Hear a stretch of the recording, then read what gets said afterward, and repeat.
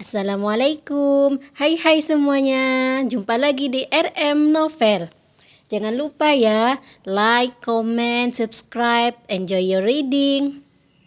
Sun of My Life, SPP, Season 3, Chapter 85, Resep Baru, Para Kelinci Percobaan. Senyum sepanjang siang hingga matahari telah kembali pada persembunyiannya belumlah surut dari wajah Hasan. Bertambah melimpah kebahagiaan Naura mendapati senyum itu. Tak sabar, ia ingin berbagi kabar bahagia itu dengan yang lain. Berbagi pada Pak Malik serta Ibu Sarah pastinya. Untuk si kembar, Naura berniat tak memberitahu. Ia bahkan sudah meminta Hasan tutup mulut. Apalagi ini masihlah belum pasti sebelum memeriksakannya pada dokter. Dan maghrib ini seperti biasa ritual tak berubah. Hasan tetaplah tak beranjak dari munajatnya, menunggu waktu sholat isya. Sedangkan Naura juga seperti biasanya terjun ke dapur mempersiapkan makan malam. Namun sebelum itu, lebih dulu ia kembali ke lantai 2 untuk menanggalkan mukena. Tepat saat ia hendak melangkah, ponsel milik Hasan berdering. "Assalamualaikum, Mas," suara Andi nyaring terdengar. "Waalaikumsalam, Masnya masih di tempat sholat," sahut Naura, tidak kalah lantang. Mbak Naura, itu Mbak nitip salam ke Mas, saya telepon gitu," timpal Andi berubah sok manis. "Oke, ada lagi?" balas Naura.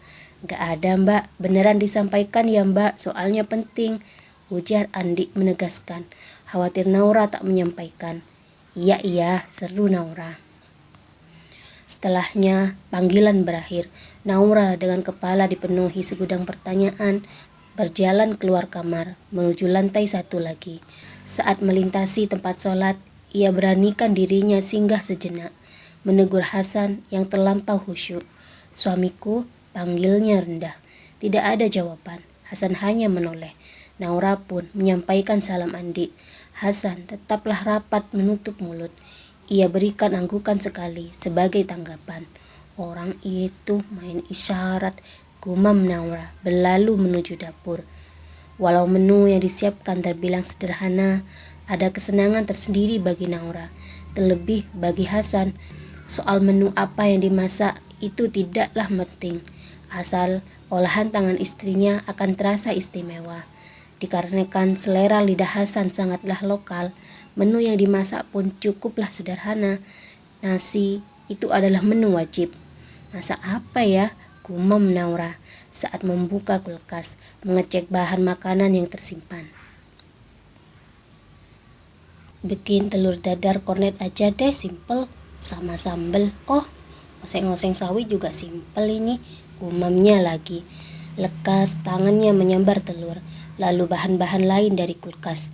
Semua bahan itu ia letakkan di meja dapur, dan setelah memasang celemek, wanita itu pun menunjukkan sisi dirinya sebagai istri sekaligus ibu rumah tangga.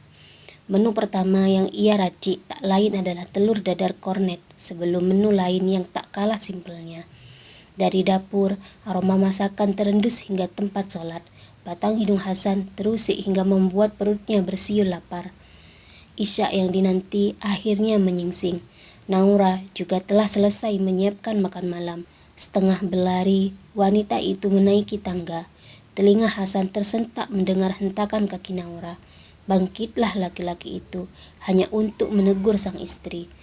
"Adek, jalannya nggak usah lari," teriak Hasan. Seketika langkah Naura terhenti, lalu tubuhnya diperintah berbalik. "Maaf," ucapnya, kemudian melanjutkan langkahnya menaiki tangga. Selang tak seberapa lama, Naura muncul di tempat sholat. Bangkitlah Hasan, membenahi sarung serta pecinya sebelum berdiri tegak, menghadap kiblat dan mengangkat kedua tangan. Allahu Akbar. Naura pun membawa diri menghadap Rabbnya, mengangkat kedua tangan, mengikuti pergerakan sang imam. Lantunan ayat suci yang dibaca oleh Hasan cukup menenangkan hati Naura.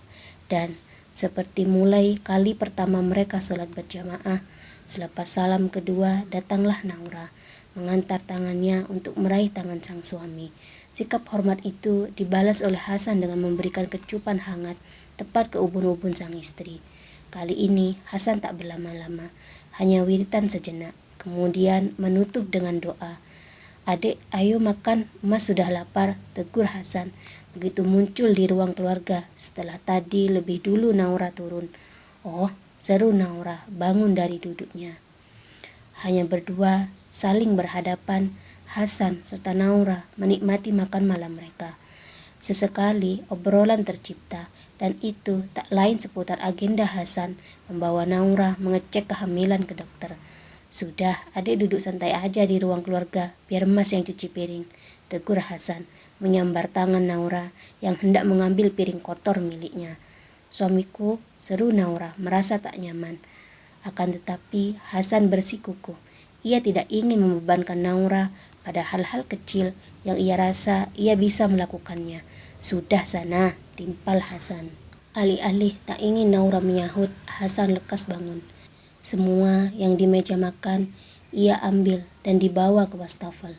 Naura sendiri masih berdiri memperhatikan, bukannya duduk santai seperti yang diperintahkan Hasan. "Loh, sudah sana," tegur Hasan.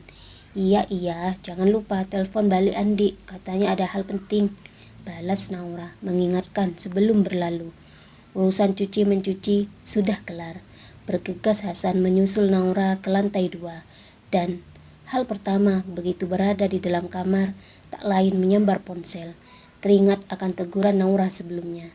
Belum juga jemari Hasan membuat panggilan, ternyata terdapat chat masuk dari Andi, meminta Hasan datang ke rumahnya. "Sok penting benar itu anak," gumam Hasan.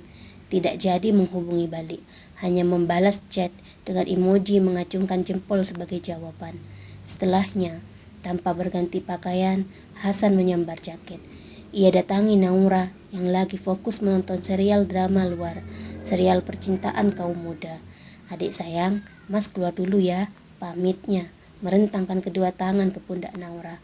"Kemana?" tanya Naura menatap layar televisi. "Ke rumah Andi," balas Hasan. Jangan lama-lama," timpal Naura memberi izin. "Insya Allah gak lama," kata Hasan menanggapi. Setelah menghadiahkan kecupan ke kepala Naura, laki-laki itu pun berlalu. Dengan berkendara motor, ia pergi menuju rumah Andi yang tak begitu jauh, juga tak begitu dekat bila dibandingkan dengan rumah Ilham. Di rumah Andi sendiri, 2 orang telah bergabung. Siapa 2 orang itu? Siapa lagi jika bukan Ilham serta Ilyas? "Ada acara apa ini, Dik? Kok kita dipanggil semua?" cerca Ilham, mengamati suasana rumah Andi yang tenang-tenang saja. "Lama gak ngumpul-ngumpul," balas Andi melempar kotak kartu remi. "Lama apanya? Kemarin malam aku ya jagongan di sini," hardik Ilyas. "Itu tidak termasuk dirimu, Yas. Rumahmu kan cuma 5 langkah dari sini," semprot Andi. Jadilah perang adu mulut tak terelakkan. Untung anak-anak Andi berada di lantai 2, di bawah pengasuhan sang ibu. Andi mana betah menemani mereka berdua. Jika diberi pilihan, ia lebih suka mencuci pakaian, bersih-bersih rumah, asal tidak menemani kedua anaknya. Sungguh itu melelahkan bagi Andi. Rupanya bukan Hasan seorang yang ditunggu mereka bertiga. Tanpa sepengetahuan Ilyas, Angga turut diundang. "Loh, Mas Angga," seru Ilyas, terkejut manakala Angga muncul dari balik pagar mengendarai motor. Belum juga mulut laki-laki itu mengatup, Hasan muncul kemudian. Senyum lebar menyelimuti wajah Andi. Ilham di samping mendadak menaruh curiga. Akan tapi tak menggubris rasa curiga itu lebih lanjut. "Ada acara apa, Dik?" tegur Hasan sembari berjalan menuju teras bersama Angga. "Iya, kok semua pada disuruh datang?" imbuh Angga. "Gak ada, cuma kangen ngumpul-ngumpul gini, Mas," balas Andi. Dan setelah menyambut kedatangan Hasan serta Angga, Andi undur diri. Masuklah ia ke rumah, hendak membuat minuman serta mengambil cemilan yang telah disiapkan. Ya, saking seriusnya, ia meminta Hanis membuat cemilan. Untuk minuman ia sendiri yang menyiapkan. Bahkan minuman itu sudah sehari sebelumnya diracik. Sambil cengar-cengir, Andi memanaskan air. Menunggu air mendidih, laki-laki itu mengambil gelas serta lepek, juga nampan. Ia tata gelas ke nampan, kemudian menambahkan gula. Jangan terlalu manis, ucapnya seorang diri. Nampak bersemangat. Gula sudah ditambahkan. Berikutnya, bubuk kopi herbal buatannya ia tambahkan pula. Masing-masing Andi beri 2 sendok. Lalu ia seduhkan air yang telah mendidih. Seketika aroma khas rempah-rempah menyeruak, mengusik batang hidung. Supaya tidak menimbulkan kegaduhan, lebih dulu Andi mengeluarkan cemilan yang dibuat oleh Hanis. Kita dari tadi di sini nggak dikeluarin apa-apa. Giliran Mas datang langsung dijamu. Protes Ilham. Sudah nggak usah protes, bela Andi meletakkan 2 piring jajanan. Kok repot-repot kamu, Di? Tegur Angga. Keluarin semua, Di, yang ada, sambung Hasan. Tenang, Mas, balas Andi.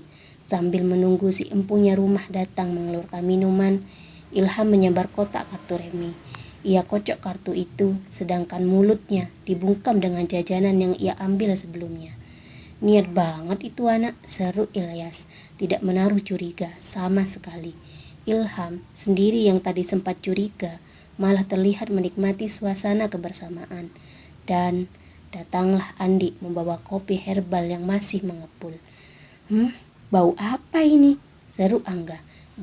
Batang hidungnya langsung ciut. Iya, sambung Ilyas, mengendus aroma kopi yang disuguhkan. Masih setia bungkam, Andi menyodorkan secangkir kopi satu persatu ke hadapan mereka berempat. Barulah saat kopi terakhir ia bersuara, selagi panas ayo diminum. Serempak mereka menatap Andi penuh tuntutan, bukannya meraih cangkir kopi. Sembari cengar-cengir sok manis, Andi bersuara, ini kopi herbal, baik buat daya tahan. Oh, apa? Untuk daya tahan? Serempak mereka mengalihkan pandangan pada cangkir kopi mereka masing-masing. Maksudnya apa ini, Di? Celetuk Angga. Gak ada maksud, Mas, cobain aja, enak kok rasanya, jawab Andi. Sejenak Hasan melirik, berikutnya ia mengawali, menuangkan kopi ke lepek sebelum menyeruputnya. Tidak mungkin juga kan ia tidak meminum, sudah telanjur disuguhkan. Kenapa kalian bengong? Mubadir sudah dibuatin, tegur Hasan. Jadilah mereka walau setengah melongo dengan serempak menuangkan kopi ke lepek. Dan saat telah menyeruput kopi herbal resep terbaru racikan Andi, mulut Ilhamlah yang pertama berkomentar. Ini campuran apa saja, Dik? Kok baunya kuat? Tanyanya, mulai menginterogasi. Andi tak langsung menjawab. Lebih dulu ia menyeruput miliknya sendiri. Kemudian dengan santainya ia mengungkapkan, ini resep baru Ham, ilmu dari Habib aku racik sama rempah lain, ucap Andi. Cukup membuat banyak pasang mata mendelik. Asem kamu, Dik. Jadi ini tujuannya kamu ngumpulin kita, sentak Ilyas. Artinya kita ini dijadikan kelinci percobaan gitu, sambung Hasan. Tertawalah Andi. Sungguh itu tidak terlintas di benaknya. Namun jika dicermati, perkataan Hasan sangatlah benar. Serempak Ilyas serta Ilham memukul Andi. Aku ini hanya berbagi kenikmatan, Yas, belas Andi. Kenikmatan? Oh, santun benar mulutmu, Dik, semprot Ilham. Sudah, kira-kira ini efeknya bagaimana nanti? Celetuk Angga. Sambil garuk-garuk kepala, Andi berusaha menjelaskan, namun tidak mengacu pada efek yang tak perlu dibahas. Sudah bisa ditebak bagaimana. Ya, kalau efeknya jangan ditanya, Mas. Cuma buat Mas sama Mas Hasan itu yang medium, soalnya sudah berumur. Bagi yang segar-segar ini aku kasih yang super, ungkap Andi. Apa, Dik? Berumur? Rasanya kok hatiku tersakiti ya? Timpal Hasan. Dua orang yang tadi disebut segar-segar kembung menahan tawa. Mulut mereka tak berniat membela Andi. Biarlah anak itu melawan sendiri, beradu argumen dengan Hasan. Seperti itulah gambaran malam kebersamaan ayah-ayah muda plus satu orang calon ayah. Sembari bermain kartu, canda gurau menghiasi. Kopi herbal yang sengaja disuguhkan pada akhirnya nyaris tinggal genangan. Hingga alarm ponsel Hasan berbunyi. Kebersamaan itu pun berakhir. Ya, tadi sebelum Hasan berangkat, lebih dulu ia menyempatkan membuat alarm. Itu ia siasati agar tak lupa waktu. Alarmku sudah bunyi, sorry harus balik ini, seru Hasan. Yah, baru jam 10, sambung Ilham. Kasihan yang di rumah, Ham. Juga biar lekas ngerti ini hasilnya, sahut Hasan. Benar juga, kalau kelamaan terberingsang sendirian ini aku, celoteh Ilham. Mendadak khawatir ditinggal tidur oleh Feni. Pastinya bakal gagal urusan jamu. Jadilah mereka pada bubar. Dan sebelum semuanya beranjak, Andi secepat kilat memasuki rumah. Saat kembali muncul, ia menyodorkan sebungkus kopi herbal pada mereka. Ya Allah, anak ini, Ilham mengumpat. Ini yang super mas, kata Andi tak menghiraukan Ilham. Kalau sesuatu terjadi sama kita, kamu harus bertanggung jawab, Dik, kata Ilyas bercanda. Ya siap, semoga saja hanya sesuatu yang terjadi, balas Andi. Besok mari kita kumpul lagi, berbagi hasil, aku traktir deh, imbuhnya sesumbar janji. Harap dipegang omongannya ya, timpal Hasan.